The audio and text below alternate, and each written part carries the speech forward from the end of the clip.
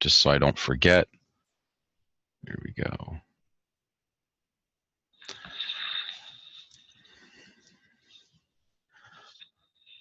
We'll get started here in about another minute or two, just to make sure everybody's here that needs to be here.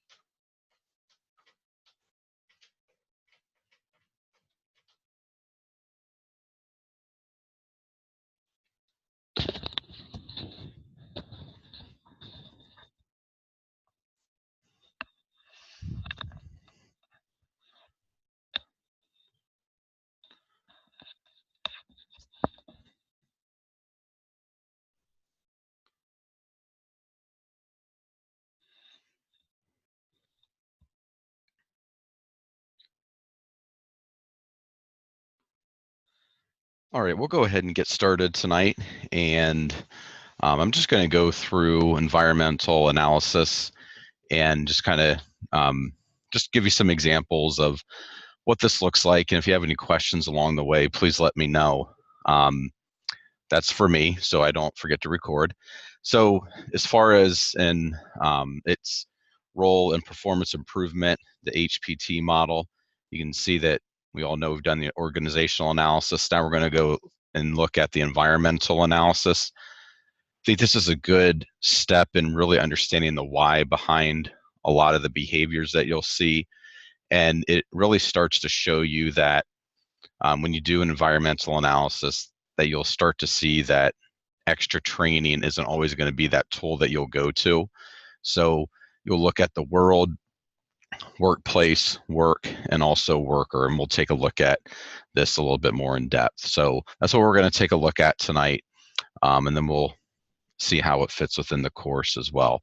So the basic idea, get this out of the way, the environmental analysis is just the purpose of environmental analysis is not to identify problems, but to assess what is actually happening, both outside and inside the organization. That might help explain why people do what they do. And I know even within my most recent comments, I talked about understanding an organization is really the first step, and just identifying some of those key stakeholders and their roles and kind of what they've been doing is really the first step to help you understanding the why behind what people do. And once you start figuring out the why behind what people are doing, then you can really help them out and really help pinpoint some really good interventions for the organization. So within this, there's the 4 levels that I briefly discussed. So it's just the world, workplace, work, and also the worker. Those are the different levels of the environmental analysis. So we'll take a look at that a little bit more in depth here. Kind of got ahead of myself. So as far as the world, I'm just going to read some of these. I know it's maybe pretty obvious here, but I'll just read some of these and then we'll take a look at some examples. So the world, just the analysis of the world environment focuses on global societal realities that impact organizational and human performance on cultural issues, which affect the performance of the workplace, work, and also workers. So just, looking at the world that even these people are coming from within the organization, I think is really important. I'm going to give you an example. I don't know if anybody's ever read the book Outliers by Malcolm Gladwell. It's really a fascinating book when you think about human performance and what all it encompasses. But it's a really good book. Basically, he takes a look at a lot of different scenarios, and whether it's the Beatles' success, the rock band Beatles, Bill Gates, he talks about even, we'll touch here on Korean Air, some of these outlier situations or these outlier people that basically have had a certain amount of opportunity, and his main emphasis is practicing 10,000 hours on something um, you can eventually turn into an expert if you devote 10,000 hours to anything. So that's basically his, not his main point, but he saw a lot of those similarities through a lot of these different scenarios. So Malcolm Gladwell, Outliers is the book, but there's something in here, a really interesting chapter. It's chapter 7. They talk about Korean Air. I'm going to go through this. Um, so just to give you an example of Korean Air, from 1988 to 1998, United Airlines, the crash rate was 0.27 per million departures. And during this time, Korean Air had a crash rate of 4.79 per million departures, which, as you can see, is 17 times higher than United Airlines. So during this time, Korean Air had a real issue. I don't know about you, but I'd rather fly with United Airlines. And then in 1999, Delta Airlines and Air France basically suspended their flying partnership with Korean Air. So Korean Air was really on the down and out, really looking to go under. They had a lot of issues, as you can see, 17 times higher than some of the other airline crash rates. There was an audit that was done on Korean Air, and they found a few interesting things, but nothing too crazy necessarily. So they said that the crew, when they were flying, they read newspapers. Now, I'm not a pilot at all, but I've talked to pilots before, and I one of my good friends is actually a pilot, and he says once you're at however many thousands of feet in the air, there's nothing else that you're going to run into. So he gets on his phone, he puts on an autopilot, and just kind of does his own thing, and it's really not a big deal, which sounds startling to me, but apparently that's not too uncommon. They did find some bad morale within Korean Air, which you could imagine with all the crash rates and everything, that definitely would happen. Numerous procedural violations. They said there were, people smoking on the runway, or the parking apron, trying to show airplanes where to go and things like that. I don't know all the technical terminology. Also, no concern on whether the pilots could even land the aircraft. That was one of their reputations, which probably is an important thing to consider. So this audit happened. And so these are some of the things that they found, but really nothing too groundbreaking just yet. Now, what they did is Korean Air actually took somebody named David Greenbert. He was from Delta Airlines. He was obviously an outsider, and he really took a look at the Korean culture. So we were just talking about taking a look at the culture that the people from an organization are coming from and how that can affect their work. And these are some of the things that they found about Korean culture. They have a culture of hierarchy, and I'll explain some of the characteristics of that. So at a dinner table, a low-ranking person must wait until a higher-ranking person sits down and starts eating. Some other examples: one does not even smoke in the presence of a social superior. A Korean must rise when a social superior appears on the scene. And there's even order to drinking water in the Korean culture. Now, none of these I look at as are a bad thing necessarily, but this is the culture that they're coming from. And so what did this look like for Korean Air? So there's studies that have been done on plane crashes where when you have one pilot that is just making all the decisions, that's when a lot of times the plane crashes happen. However, when there's two pilots working as equals, there's two people making decisions, and one can kind of bounce ideas off of the other. However, when you think about Korean culture, with Korean Air, they had a pilot and they had a co-pilot. And with Korean Air, the co-pilot would only suggest ideas to the pilot, even in some of the dire situations. So some examples that they gave in the book, that when an airplane was ready to go into the side of a mountain, the co-pilot would say things like, "You might want to pull up the plane." There was one situation where Korean Air was coming into New York City, and apparently New York City's air traffic controllers can be rude and aggressive. And the co-pilot looked at that air traffic controller as a hierarchy, and they didn't have enough fuel to make it to, I believe it was JFK Airport. They didn't have enough fuel to make it at all. And the co-pilot just said to the air traffic controller that they're running low on fuel. Well, eventually this airplane crashed because they ran out of fuel. Um, when you think about some of the other cultures, if a pilot knows they're not going to have enough fuel, they're not going to be able to make it to the airport, they're going to be the number one plane coming in. They'll be very direct, but that's not Korean culture. So they just said we were running low on fuel. There was one situation with Korean Air, another plane crash, where the co-pilot was suggesting to the pilot that the weather was really bad. They're not going to be able to just look out their airplane and see where to go. They're going to have to rely on their radar. And you can see he just said, I think we are going to have to rely on our radar. There was another situation where a plane crash happened with Korean Air where they had too much ice in their plane, but before they took off, the co-pilot was just saying, I don't really think it's a good idea to have that ice on the back of the plane, or it might be a good idea to take the ice off of the plane. Those types of things, that was their culture. So you can see how, understanding the culture, you start to see some of the issues that Korean Air had. So David Greenbert basically understood that if Koreans were honest about where they came from, that they could change. So you can see some of the main issues with Korean Air isn't the fact that their pilots didn't know how to fly an airplane. It was really the fact that their co-pilots, or just Korean culture, you didn't really talk direct to a hierarchy if you think that they were making a mistake.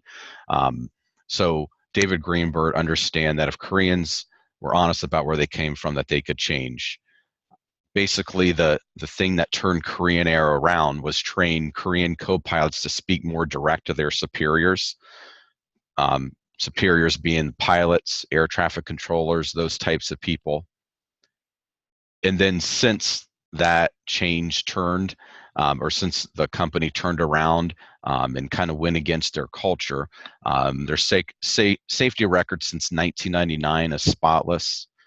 In 2006, Korean Air was given the Phoenix Award by Air Transport World for their transformation. And so you can see we talk about within this course how you don't want to always just go to that one tool in the toolbox, which is more training, which is so easy to do as an instructional designer. But understanding Korean culture was really the key to help turn Korean Air around. You could have trained pilots over and over again, given them more training, but it wasn't really the skill level that the pilots had. It was really the communication problem. Something else that David Greenbert did was actually he made all Korean Air pilots and co-pilots learn English, because English apparently is more direct in how we speak. Korean Air, as you can see, is very suggestive when you're trying to make a suggestion. For example, in English, if we're hungry, we'll just say that we're hungry. In Korean, they may say, do you happen to have any food, or I might want to eat something at some point. It's very suggestive in their communication, or just in their language. So even that was part of their turnaround as well. So this is just an example of taking a look at the culture within an organization and understanding that the why behind this company wasn't just because the pilots didn't have the skill that they needed. It was really because their culture didn't really allow them to be too successful. So I thought this was an interesting story and something that kind of went along with what we were talking about tonight. Are there any questions on that at all? I'm having a hard time seeing everybody. Okay. Any questions on that at all? Oh, okay. Has anybody read that book before, Outliers? No? Okay. If you have time, I know not many people have time, but it's really a great book.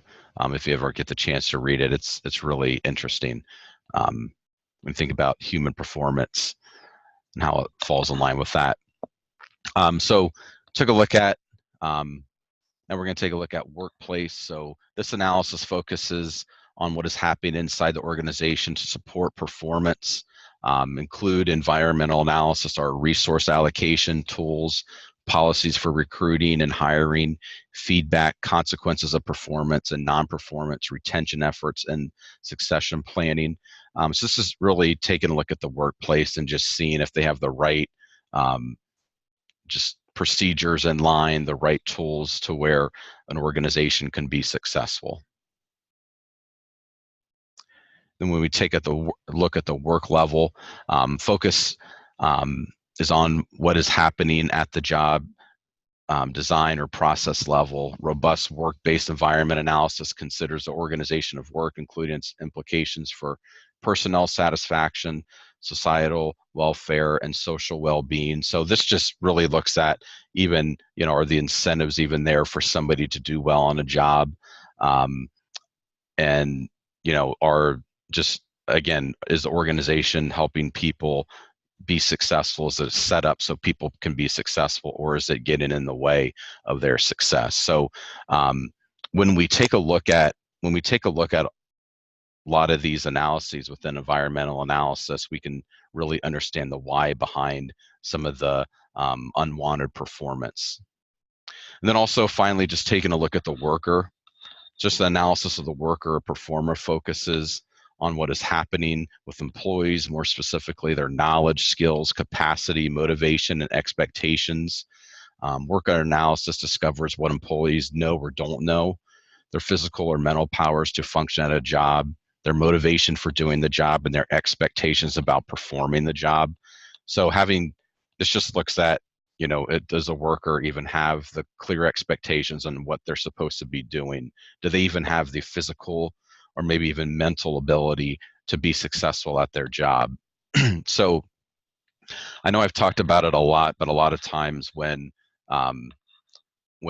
certain people within a company may not be performing the way they should, I think it's very easy to look at the worker and just say what's wrong with them and they don't care or things like that. But I think these different levels and taking a look at them a little bit more in depth really helps you understand the why.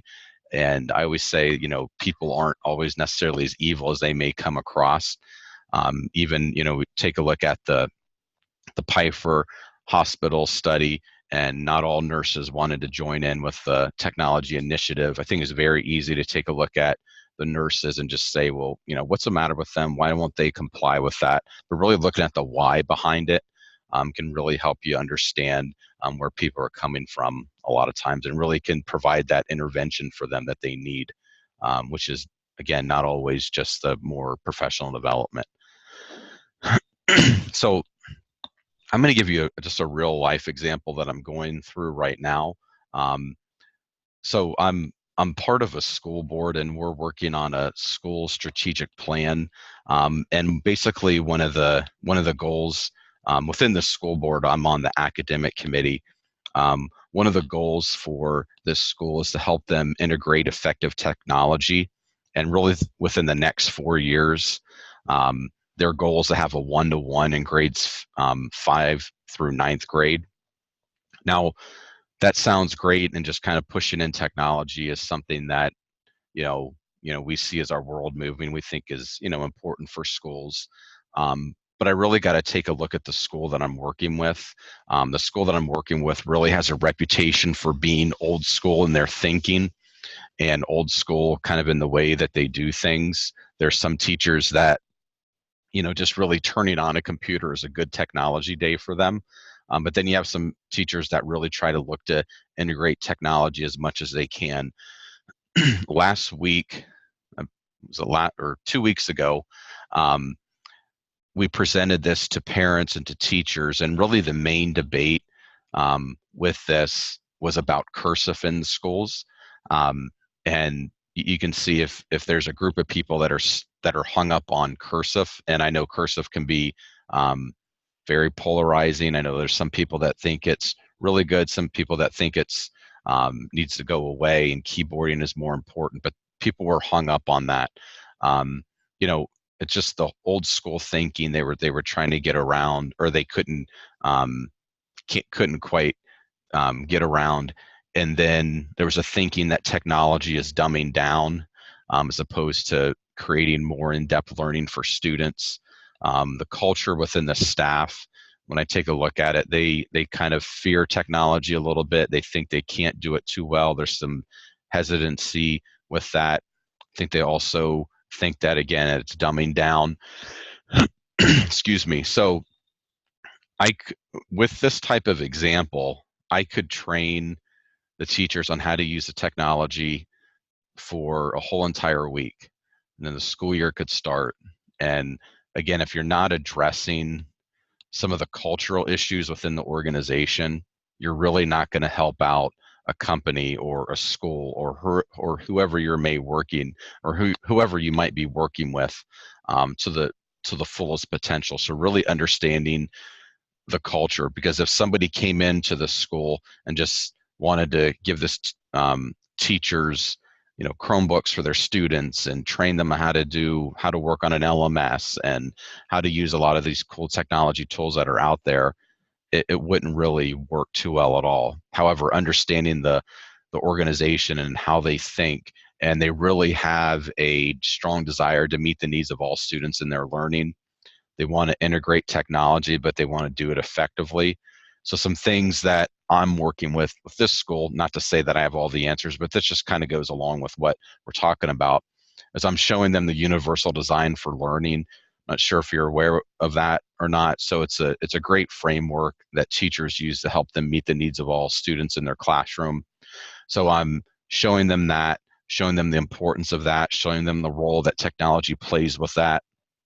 So that's trying to help them out with their with the idea that technology is dumbing things down, and trying to help them understand that technology can actually help them meet the needs of all their students a lot more effectively than some of the other ways that they've been doing it. Not getting rid of some of those old ways, but trying to see where technology can fit in. And then something else that I'm sharing with this group is the SAMRA model, because one of their concerns is that technology is dumbing down, and that technology is they're just going to shove technology in the classroom for the sake of technology. Excuse me for a second, I need to get a drink. However, the SAMRA model is a great framework for teachers to see how they are integrating technology effectively. So it's kind of like universal design for learning. However, it's with technology, and that they can see that there are different levels of technology, and that if they really follow this model the right way, that they aren't going to dumb down their students with technology, that they're not going to be just using technology for technology's sake. So again, understanding the organization is really important. Looking at the culture that's going on, looking at even the school, I'm looking at the worker and seeing if they even have the necessary skills, or if they even have some of the know-how to integrate some of the technology. But really just looking at the full picture versus just having a plan, wanting to do something, and just trying to kind of jam it down people's throats. It doesn't really work too well, but getting that full sense of an organization, you can see, can be really important. Are there any questions before we move into the Angelica case study at all? I have a quick question. Yeah. Do you find it to be helpful to work from to look at it from the worker and then build out, or start with the world and then kind of focus in? Yeah, that's a good question. I think looking at the worker, I think is important. Knowing who you're even working with, I think is important, and then from there you can kind of build out. I think when you take a look at Korean Air, if you take a look at the worker, and that initial audit that they did showed them that there was some lack of professionalism going on, but as they continued to build out, they saw some of those cultural issues. So I think it may vary on a case by case basis, but I think understanding who the worker is, I think is extremely important. because if you just try to look at just the culture of an organization without even realizing who the worker is, you may miss some things. But I mean, really just giving time to each one, I think is really important. So One more question. yeah. Is it safe to say that the organizational analysis will feed into this component, for the workplace, the work, and the worker levels? Yeah, I would say so. Yeah, so just understanding the organization and then just coming to this environmental analysis. Yeah, it'll definitely feed into that. Yeah. Yeah, you can even see it on the model that this is kind of like the next step with that. Does that make sense? Yeah, thank you. Okay. Yep. All right, so we can take a look at Angelica case study. I'm just going to briefly go over some things, kind of how this would look within that. So organizational environment. So some questions, and this is all on the discussion that we'll have for this week. So just some questions that you'll want to have. Say we were doing this with the Angelica case study. So just asking what is happening when the organization is interacting with external stakeholders and competition.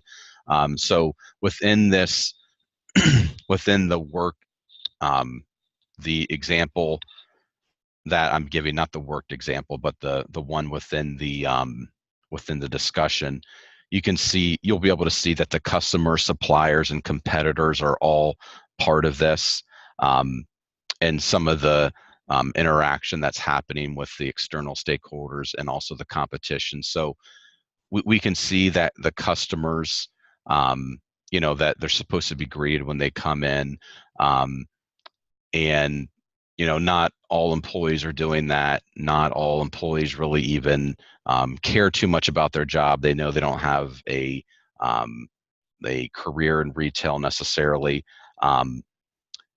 Now the suppliers, not much is really said about the suppliers. We know that the closing season within this case study is changing about 8 times throughout the year. Shipments come at least once a week. There are some issues with some of the some different managers having some focus on some of the inventory, and there's definitely some gaps between different successful stores and unsuccessful stores. Some of the things that are happening with the competitors, there's not really much said about the competitors necessarily, but we do know that that they do have a competitive rate, and really the competitors within the Angelica case study really has to deal with what they're paying their employees. So not too much necessarily is going on with the competitors there. So the one question that you'll need to answer within this section is just what interactions are most critical to the success of the organization. So that's something that you'll need to fill in as you go through the discussion this week. And I don't know if anybody has any thoughts on this as far as the Angelica case study is concerned. What do you think? And I know this is part of the discussion within the course, but I think it's also good just to talk about it within just our meeting tonight. I know there's not too many of us here, but what do you think are some interactions that are most critical to the success of this organization? If anybody has any thoughts on that.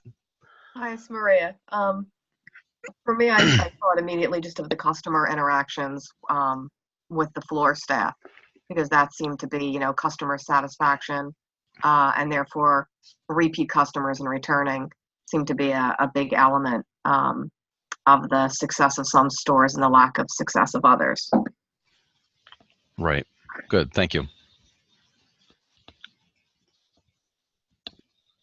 I would also suggest that from the top perspective, I think the expectations of the Angelica leadership are not being communicated to the store manager level, at least not to to all of them consistently. Right. Right. Good. And I thought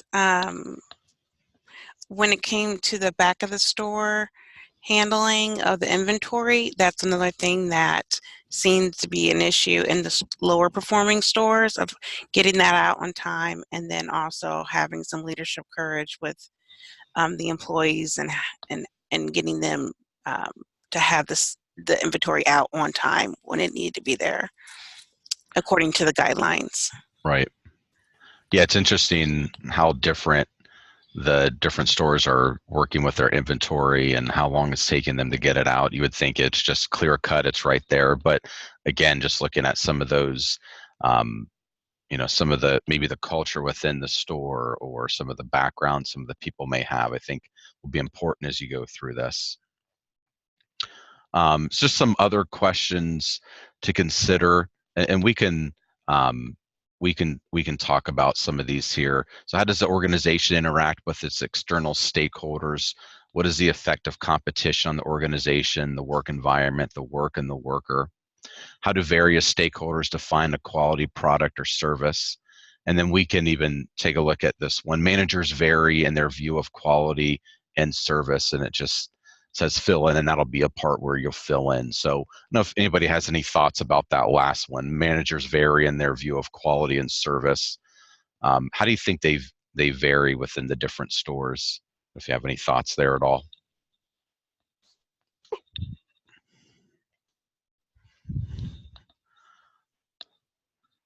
Hi, it's Maria. One of the things, as I was just kind of jotting notes for this, was that the managers in the low-performing stores seemed to feel like they were doing their best. So they didn't necessarily have higher expectations, like, yes, we should be doing better. For instance, one of the store managers kind of talks about the fact that it was hard to organize getting the products out onto the floor and unpacking them in a timely manner. And it was almost like she was, throwing up her hands that, we were just going to have to do this once a month and kind of make it like a party to motivate. And that seemed to her to almost be acceptable levels of quality, where the ones from the high performing store, emphasized that for them, quality looked like everybody pulling together as a team. And yes, sometimes it was hard to juggle the different jobs, but the expectation was the products would get out on the floor in a timely manner, and staff on the floor would be there to greet customers when they walked in. Right, thank you. I also noticed the managers working in the higher performing stores, they split their employees up based upon their skill level, with whether they were going to be in front of the store greeting customers or in the back of the store assisting. And then the ones that had a higher level of performance, they gave them other projects to do to help encourage them to keep going and moving forward. So. Yeah, good, thank you.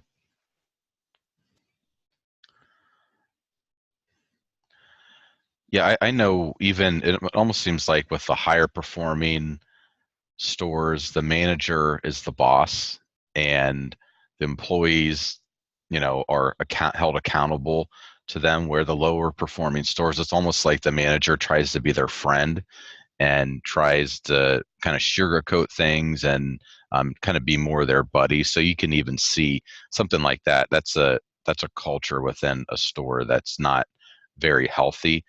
If it was working and they didn't have problems, well, maybe we could say it's working. But you can see just the idea that an organization or a store has a boss that's not really being a boss can be difficult for the employees. I don't know if anybody's ever worked in an organization like that, but it can be very tough because there's expectations that you have for your job, but they're not being enforced. And some people can work a job and have that intrinsic motivation, and they're going to do their job no matter if they have a tough boss or not. But some people can't quite work like that. So it can really cause a lot of issues within an organization when you have a manager or a supervisor who looks just to be everybody's friend. I'm not saying relationships aren't important at all, but you probably all understand that there is that fine line between being a boss and being everybody's buddy. It can really kind of gray the lines a little bit. So again, just taking a look at an organization and, taken, going through these different steps can really show you some of the why behind some of the lack of performance, other than just people. We always think people, I shouldn't say we always, because I'm involving you, but it's very easy just to think that people lack a skill set and they just need more training. Where something like this, you can even just look right at the manager and, possibly just say that they need to, be a better boss, do a better job of being a boss, as opposed to a buddy. So kind of, again, gives you that full picture of an organization. So taking a look at the workplace environment, looking at what's happening inside the organization to support optimal performance, taking a look at the resources, the information, policies, procedures. As we know, within the Angelica case study, there's the backroom guidelines that they have. So when we think about, do they have policies and procedures in place? Well, yes, they do. But what's the problem with that? With some of those lower performing stores, we can see that some of the problems is that they aren't being reinforced necessarily. So here are a few questions. This is all on, trying to move some things here. This is all on, all within the course. What I'm trying to say, does the performer have adequate resources to achieve optimal performance? Tripped up on that again. And does the performer have the information required to achieve optimal performance? Some of those questions there to consider with that. So work level, what's happening on the job. So the work level analysis is just looking at the job design, workflow, job responsibilities. So in the Angelica case study, do people have specific responsibilities, clear expectations that they have in order to complete the job and meet the goals that they need? Some of those questions are ones that you want to ask. So some more questions to consider, and this is all within the discussion, and these are answered as well. It's the job design for optimal performance. I'm having a hard time with that word for some reason. Does the workflow foster efficient completion of tasks? And this is a question that we'll fill in within our discussion. We can even talk about it tonight as well. So anybody have any thoughts as far as the Angelica case study, and does the workflow foster efficient completion of tasks? If anybody has any thoughts on that one or not.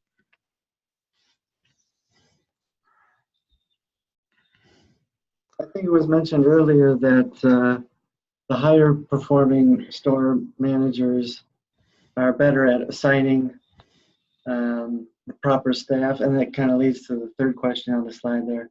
The proper staff to the proper job. Right. Does that speak to workflow? Yeah, I would say so. Yeah.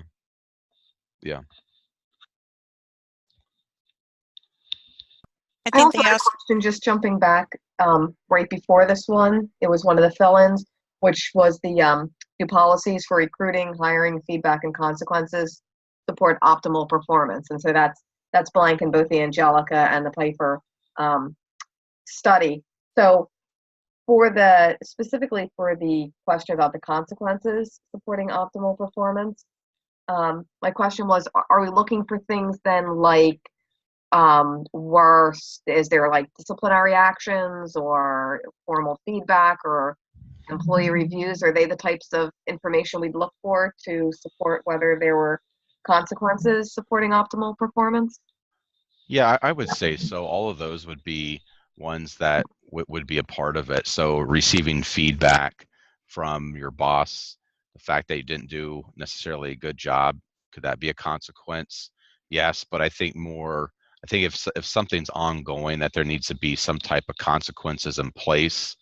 When you think about the Piper, sorry, I'm getting them mixed up, Angelica case study, when you think about just the inventory not coming out for so long. I think it was even 8 weeks behind at some point. That's a major problem, and having some type of expectation that this is what's going to happen, and if it doesn't, these could be some of the consequences. I think having it clear cut, I think, is really important, especially when you're dealing with employees that aren't doing their job too well. If there's not clear cut expectations on what they need to do, and also clear cut consequences on what will happen, I think it just sets people up for failure and just some um, maybe even some legal action if you're firing somebody for not doing something where they didn't even realize that could possibly be the result of that. So I think, yeah, definitely setting up some consequences um, is part of that. But even some of the feedback, I think, like you said, is really important, because if somebody doesn't know that they're not doing a good job and you just all of a sudden nail them with consequences, I don't think that's very healthy for an organization either. Does that So help then answer your question? it does. So then in this case study, like I think in both of them actually, but especially in the Angelica one, there doesn't seem to be any clear evidence anyway that there are any Right. consequences. Kind Yeah. of. So can we just write that in that like if we don't see any clear evidence, I saw some for the recruiting, hiring, and even the feedback in terms of like questionnaires and they had clear some data and information about, but as far as consequences, I mean I may be missing something, but I didn't see anything signaling that there were any consequences. Right. And that could even be that you're right with that. And that could even be, as you start looking at some of the interventions, that could even be something that you include with that. So Okay. I think you're kind of doing a great job with, something's missing here. And when you get to the intervention stage, that could be something that you can put in as an intervention. There's managers that are getting away with all kinds of things because there aren't consequences. So an intervention can be adding a consequence. If the inventory sits in the back room for over a week, this is what will happen. Kind of breaking it down a little bit like that. So but that's definitely something that can be part of an intervention. Great, thank you. Yep.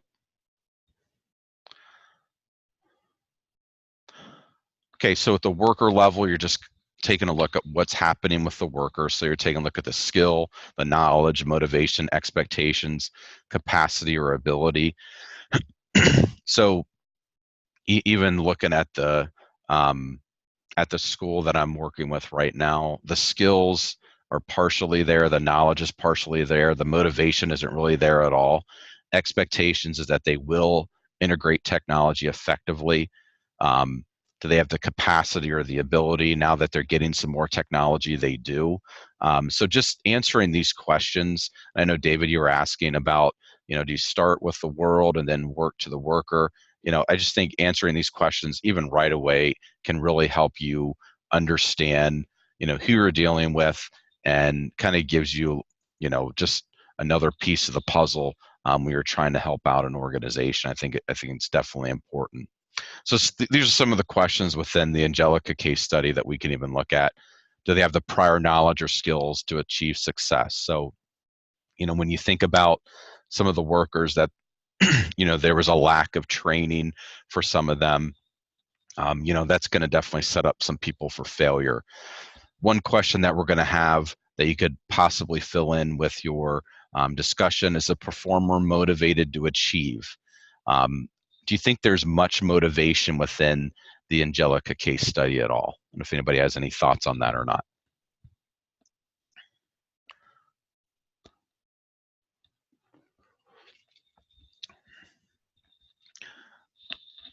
From the interviews at the low performing stores, it sounded like the morale is pretty low. And with that, I would guess the workers on the floor would be much less motivated. Right. And it seemed like in the high performing stores there was some motivation, whether that was from the strong leadership of the store managers or that sense of teamwork and purpose. But there clearly seemed to be some motivation for following through and not only moving the inventory from the back to the front, but making sure that they were greeting customers, making sure that they knew about the products and were able to explain that to the customers. So it seemed like there was some motivating factor for the high performing stores. Right.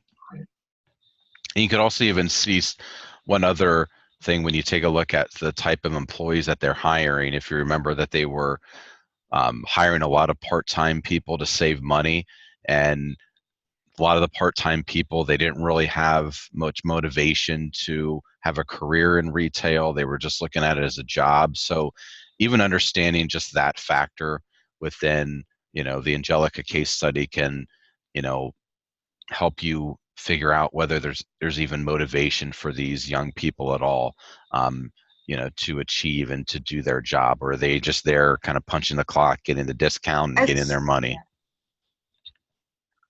I'm sorry, were you gonna say something?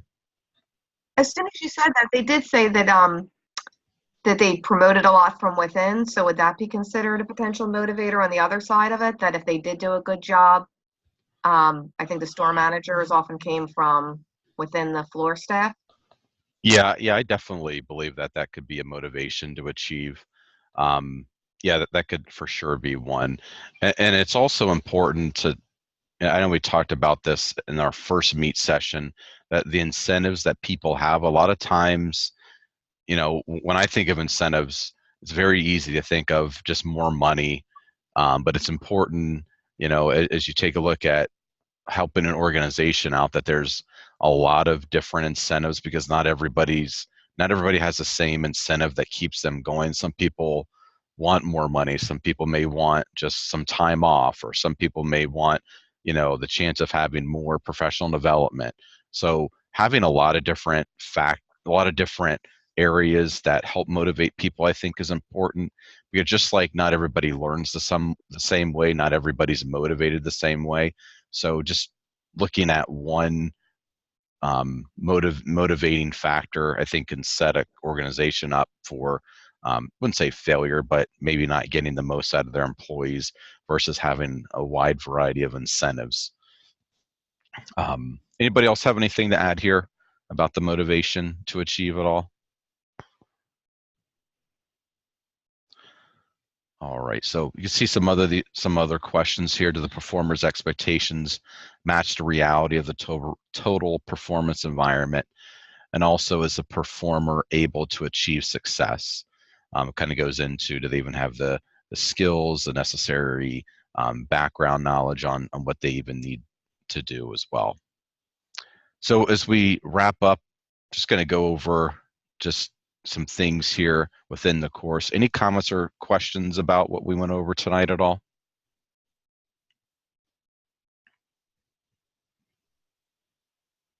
All right, then I'll move on. So the next meet session that we're going to have is going to be our presentation for the case study. I know we're in week 4 right now, so we have a few weeks of the videos, and those are basically taking place of our meet sessions.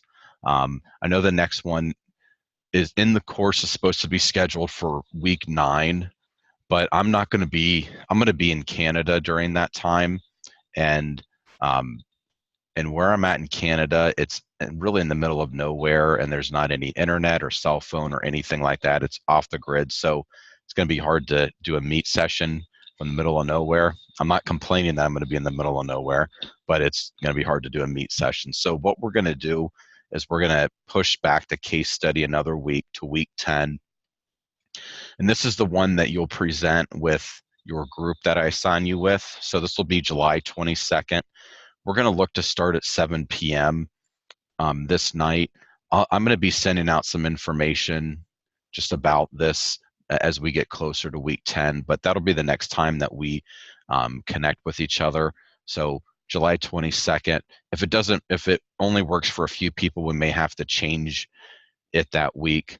I'll say the week of July 22nd. So it may not be the Monday necessarily. If we only have just a few of us here like tonight, it's not going to work too well for our group presentations, but I'll be sending out some information about that as we move forward, but that'll be our next meet session.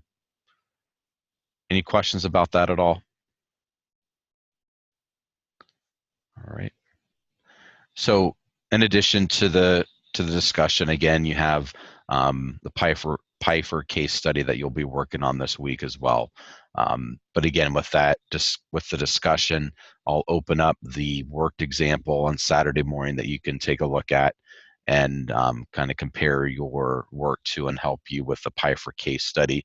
I understand that it's only, I hope you're not waiting for me to open that work example before working on the PIFR case study. I don't think too many people are doing that, but I understand it's open one day, PIFR case study is due the next day. It's just how the course is set up. And I understand it can be a little frustrating with that. If that's really messing you up, just send me an email and let me know, and then I can work with you there. I understand that it seems a little late, but this is kind of the way that, like I said, the way the course is set up. So I didn't set up the course that way. I'm not trying to point fingers at anybody, but it's just kind of how the course is set up there. So if you don't have any other questions or concerns or anything, we're going to wrap up tonight. Again, I think we're off to a great start within the course. The discussions, I'm amazed at how many posts there are for the discussions. I think you're doing a great job with that. So I've enjoyed the first few weeks of the course. So I hope everybody has been enjoying it as well. I think it's really interesting when you take a look at some of these different analyses and really getting that full picture of an organization before you try to do any interventions. I think it can be interesting as you take a look at some of these case studies and kind of the role an instructional designer plays in this. So hope you've enjoyed it as well through these next few, these last few weeks, and looking forward to continuing the course with everyone. So if you don't have any questions or concerns or anything, we'll wrap up for tonight. And I hope everybody has a good night. Again, feel free to reach out if you have any questions or anything. Thanks so much. Thank Okay, you. thank you. Bye. All right.